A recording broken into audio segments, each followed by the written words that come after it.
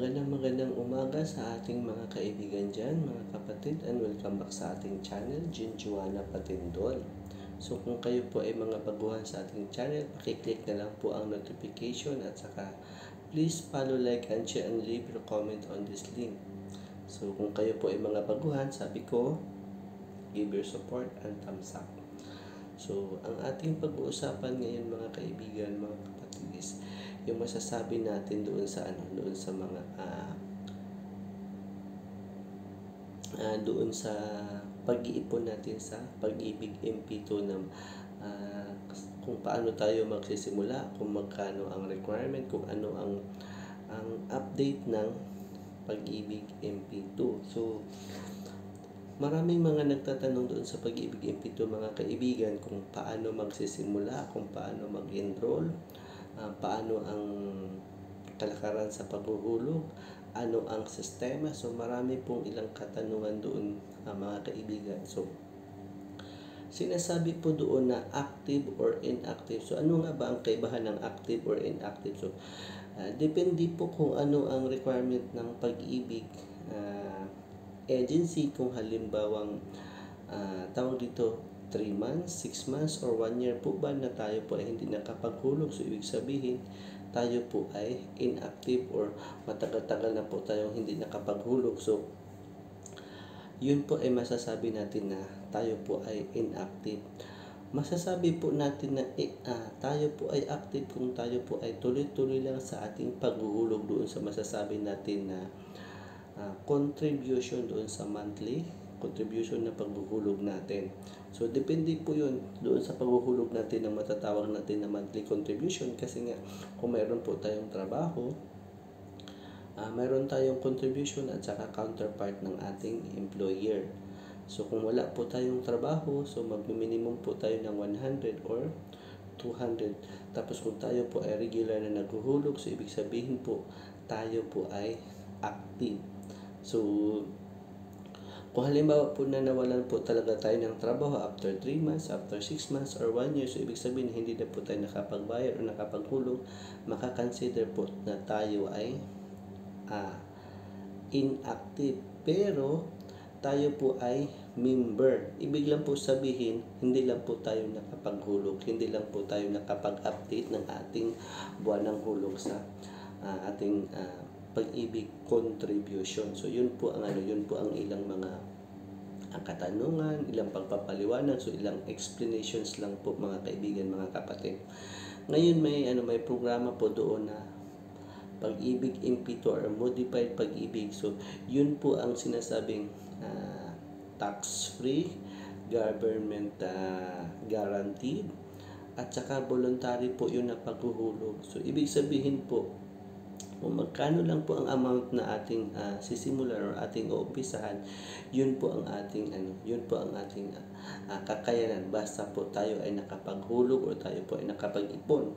So may mga requirement po doon kung paano po mag-enroll, kung paano po mag-apply. So ang sabi po doon, yun tatalakayin natin yung sinasabing active or inactive. So hindi po problema yung sinasabi natin na active or inactive. Basta po masasabi po natin na tayo po ay member. Ang requirement lang po kung tayo po ay mag-i-enroll halimbawa ng Pag-ibig MP2 is tayo po is may contribution po tayo ng 3 buwan na yung latest natin na hulog. So yun po makakonsider natin na tayo po ay active sa ating paghuhulog ng ating Pag-ibig contribution. So isa po 'yun sa requirement na tayo po ay member ng ating Pag-ibig mismo. Pangalawa, tayo po ay naghuhulog ng latest na ating paghuhulog na let's say 3 months po tayo naghuhulog or 6 months po tayo naghuhulog, yung parang recent lang po. So, ibig sabihin, active lang po tayo doon. So, para po tayo makapag-enroll ng ating Pag-ibig MP2, so, kailangan muna natin magkaroon ng Pag-ibig membership. At the same time, yung sinasabi natin na active tayo sa ating contribution. So, kung tayo po ay magpa-enroll or masasabi natin na qualified tayo sa Pag-ibig MP2, So, ang amount lang po is 500. So, yun po ang pinaka-maximum na po siya na na requirement. So, maximum requirement po niya is 500. Hindi po tayo pwedeng maghulog ng bababa sa 500. Tinatalakay naman po natin to, may mga numbers po tayong dinidiscuss na sinishare natin doon yung masasabi natin na ilang porsyento ang kikitain ng pag-ibig sa loob ng isang taon. So, may mga ilang katanungan na 4%, 5%, 6%, or 7% annual dividend rate. So, may nagtatanong na yung 6% dividend rate is fixed ba siya? So, basic, lang po siya, fixed po siya sa basic example or basic calculation lang po na talagang nagbibigay ng fixed rate ang ating dividend rate ang pag-ibig calculation when it comes to annual dividend. So, pinaka-basic lang po yun, pero maaari po siyang bababa, maaari po siyang tataas ng more than 6 kasi usually po is merong sinasabi na 7%, 6%, 5% or 5 point something, 7 point something, or 6 point something. So, yung something or kahit 6% na fix, malaking bagay po yun sa ating sa ating pagkakaroon ng compounding interest kung tayo po ay naghuhulog sa ating MP2 o kung tayo po ay nag-iipon ng ating pag-ibig MP2. So, di ba mga kaibigan, mga kapatid, so magandang pagtatalakay po na bawat pagbabago is magkakaroon po tayo ng karagdagang kaalaman.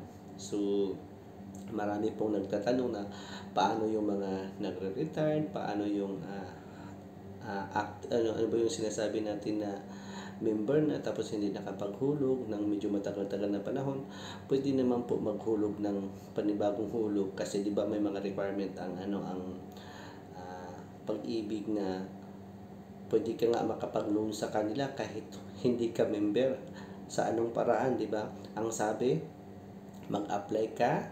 So once makapag-apply ka ng ng pag-ibig membership, so kailangan mo makapag-contribute ng 2 taon. So yung 2 taon pwede mo siyang hulugan.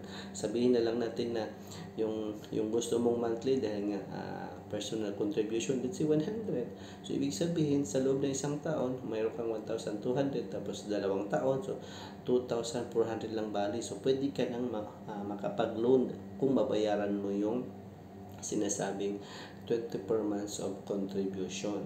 So, meron silang sinasabi doon na salary loan, anong mga loan na pwede nilang ibigay sa iyo na kaya namang bayaran. So, yun po ang kagandahan ng pag-ibig.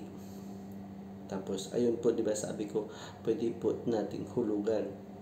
Tapos, ang kaibahan lang or sa aming mga OFW, may chance pa po tayong habulin ang tawag dito yung sinasabing taunang hulog. Pwede po yun sa atin dahil nga binibigyan po nila tayo ng parang hindi ko lang alam kung priority or pagkakataon na mabayaran. So pwede din po tayo magbayad ng advance, pero kung may halimbawa may mga lapses na po talaga tayo, hindi na po natin siyang pwedeng habulin.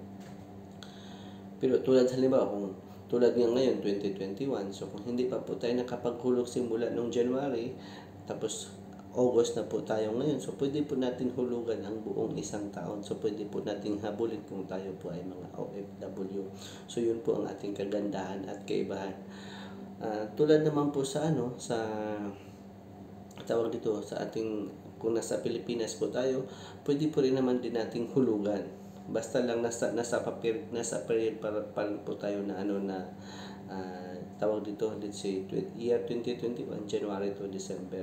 Pero pagkatapos nitong January 20 pagkatapos nitong 2021 at hindi pa rin tayo nakapaghulog, so hindi na natin siya pwedeng mahabol na mabayaran. So yun po ang kaibahan.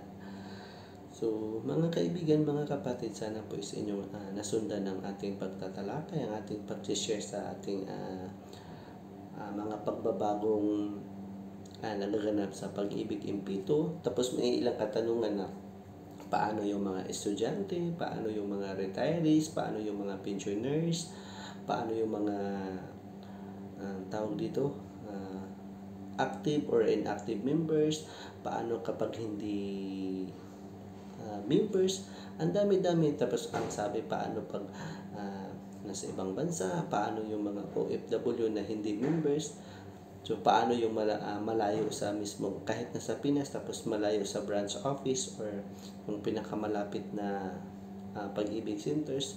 So dahil po nga ngayon meron na po tayong mga online registration, online applications, so maaari na po na kahit sa bahay lang po, basta may internet po tayo, may connections, pwede po natin magawan lahat. So yun nga sa kasabihan na kapag ginusto, ang dami-daming paraan. Kapag ayaw, ang dami-daming dahilan. So, ayan po.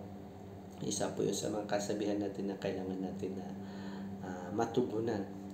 So, hanggang sa muli po, sana is inyong nagustuhan ulit ang ating pag-share ngayon sa ating pagtatalakay ng mga ilang katanungan o ano ang mga requirement, ano ang posibleng gagawin, bakit sinasabing tax-free, magkano yung kikitain or tubo. So depende po sa ating kakayanang magbayad. Basta ang malaga po is nagsimula po tayo mag-ipon para sa ating kinabukasan, dahil hindi naman po talaga tayo pabata.